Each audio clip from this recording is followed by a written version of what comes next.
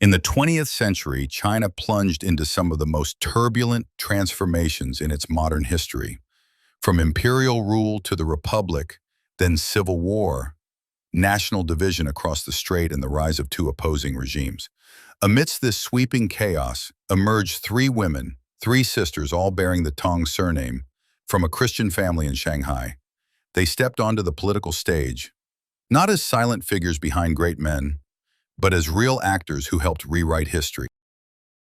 Let us go back to the late 19th century. Tong Jia-tui, Charles Soong, was a brilliant, wealthy businessman and a devout Christian who placed great importance on the education of his daughters. He held a firm belief: girls must be educated just as thoroughly as boys, and he placed his full faith in America to help realize that vision. He didn't just want his daughters to be well educated, he wanted them to receive a Protestant education rooted in Christian values. So all three girls were enrolled at the prestigious McTire School for Girls in Shanghai. It was there that Tong Kan-lin began her studies in 1904, still a young teenage girl at the time. A close friend of Charles, Reverend William Burke, who had ties to the Methodist Church in Macon, Georgia, advised him to send the girls to America early. Following this advice that same year, Charles sent his eldest daughter, Tong Ai-ling, to study at Wesleyan College, one of the first women's colleges in the United States. A few years later, both Tong Ai-ling and Tong Mei-ling were selected among the first Chinese female students to receive government sponsorship to study abroad in the U.S. The two sisters left Shanghai on August 1, 1907, crossing the Pacific Ocean by ship and arriving in Seattle on August 28. Accompanying them was Wen Bingzhong, a foreign affairs official under the Viceroy of Liangjiang, who had been assigned to escort this special group of students. Upon arrival, Ai-ling was sent to a school in Summit, New Jersey, to study Latin and French, both required for entry into Wesleyan College. It wasn't until the autumn of 1908 that she officially entered college as a full-time student, joining her older sister Ai-ling. This time, however, their youngest sister, Tong Mei-ling, just 10 years old, also accompanied them, beginning her journey into adulthood far earlier than most. Though the three sisters spent most of their time on campus, they also traveled across the United States. At that time, anti-Chinese sentiment was widespread, yet the three intelligent, graceful, and academically outstanding girls were warmly welcomed in many southern states. In the summer of 1910, Kan-lin and Mei-ling attended summer school together at Fairmount College. 2 years later, in 1912, they participated in a major church-sponsored YMCA conference in Montreat, North Carolina, a peaceful retreat nestled in the mountains. During several Christmas holidays, the sisters were even invited to Washington, D.C. as guests of the Chinese ambassador, an extraordinary honor for Chinese nationals at that time. And so, in the quiet early years of the 20th century, the Tong sisters, still so young, began writing the first chapters of what would become a brilliant journey, one that would eventually lead them not only to shape their family legacy, but to leave a lasting imprint on modern Chinese history. After years of studying abroad, the Tong sisters gradually came of age, not only in knowledge, but also in character and vision. When they left the United States and returned to China, they brought back not just prestigious diplomas, but also a spirit of independence, modernity, and a deep desire to change society. Tong Ai-ling, the eldest sister, calm yet sharp-minded, was the first to return to China. Fluent in English and gifted in financial management, she quickly became an assistant, and later a trusted advisor to Tan Trung-son, who was then tirelessly pursuing the revolutionary cause. It was during this time that she met Kong Tung-hee, a powerful politician and businessman, and eventually married him. Their union not only connected two prominent families, but also placed Ai-ling at the heart of the Kwok-dun-dong financial network. Tong Kan-lin returned with a heart full of ideals. At that time, Tan Trung-son, whom she had long admired, was throwing himself into the revolution to overthrow the Tan dynasty. After a long separation, they reunited, and a romance blossomed.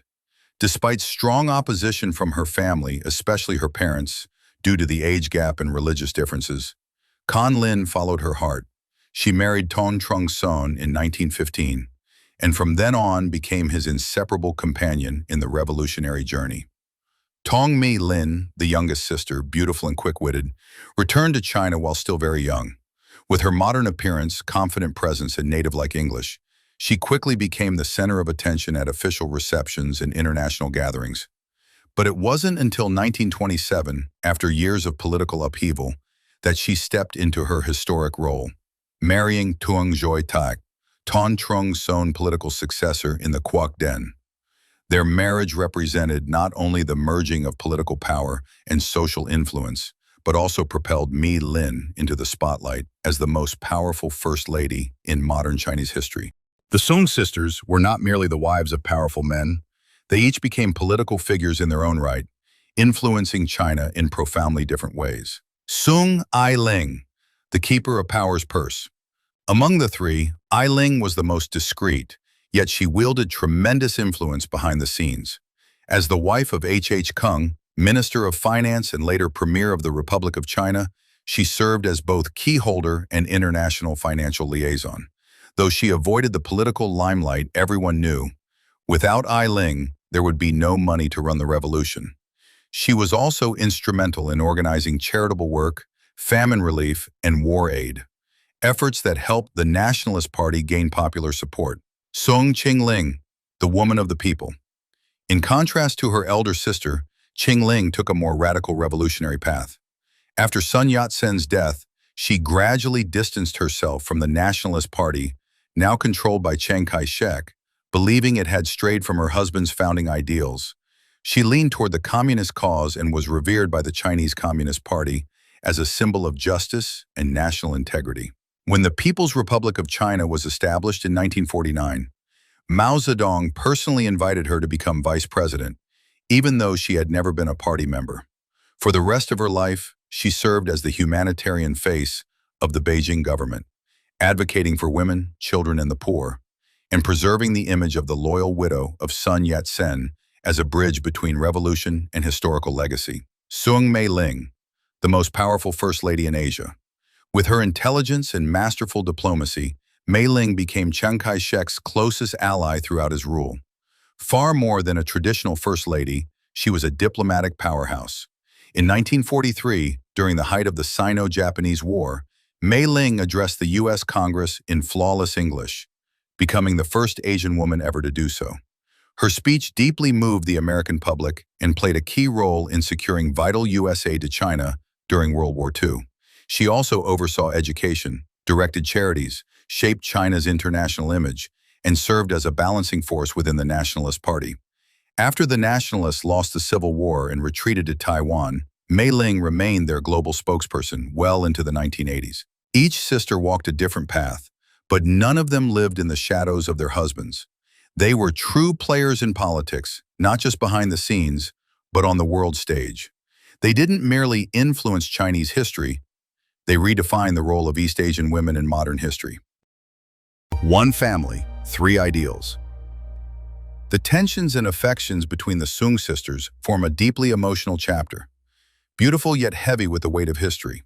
The three Soong sisters grew up side by side, studied under the same American roof, and stepped into life with passionate hearts and a shared sense of national purpose. But the ruthless tide of politics eventually pushed them onto opposing paths. Ai-ling chose stability. She stood by her husband, H. Kung, who oversaw the national treasury for the Nationalist Party, Kuomintang.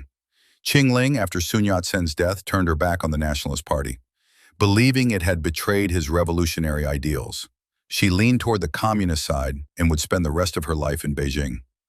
Mei-ling, in contrast, devoted herself to Chiang Kai-shek, becoming the symbol of the exiled nationalist government in Taiwan and the most staunchly anti-communist of the three.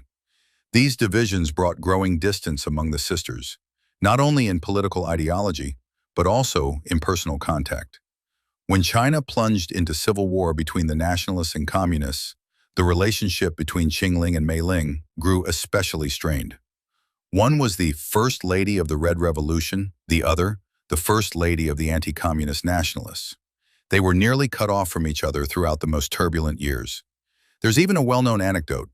While Mei-ling was in the United States, she once declined to speak about Ching-ling in an interview, saying only, That's a private family matter. Ching-ling, for her part, remained silent. She never publicly criticized her sisters, but also never returned to see them again after 1949.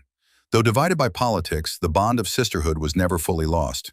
In 1950, as Soong Ai-ling lived in Hong Kong and her health declined, she reportedly expressed a wish that the three sisters could reunite. But that reunion never came to pass. In 1981, Ching-ling passed away in Beijing. She was posthumously honored as honorary president of the People's Republic of China. At the time, Mei-ling was in the United States. Though she could not return for the funeral, she quietly sent a personal message of condolence, her final gesture of love for the sister who no longer shared her side of history. The legacy of the Soong Sisters. A glorious chapter closed in modern Chinese history. Soong Ai-ling, 1889 to 1973, the keeper of power's keys. A symbol of financial intellect and quiet dedication. She laid the financial and logistical foundations for the early Chinese revolutionary movement. Soong Ching-ling, 1893-1981, the revolutionary wife, the mother of the people, a symbol of justice respected by both the nationalists and the communists. She devoted her life to the ideals of democracy, social equity, and the rights of women and children. The image of Madame Soong of the people lives on to this day. Soong Mei-ling, 1898-2003, the greatest First Lady in Asia, one of the few East Asian women admired by both East and West. She played a key role in bringing China into alliance during World War II. Often regarded as one of the most powerful First Ladies of the 20th century.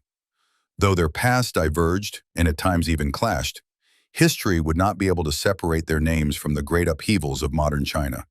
They were sisters, rivals, icons, and living proof of one enduring truth. Behind every man who makes history is sometimes a woman who rewrites it. Thank you so much for watching and listening.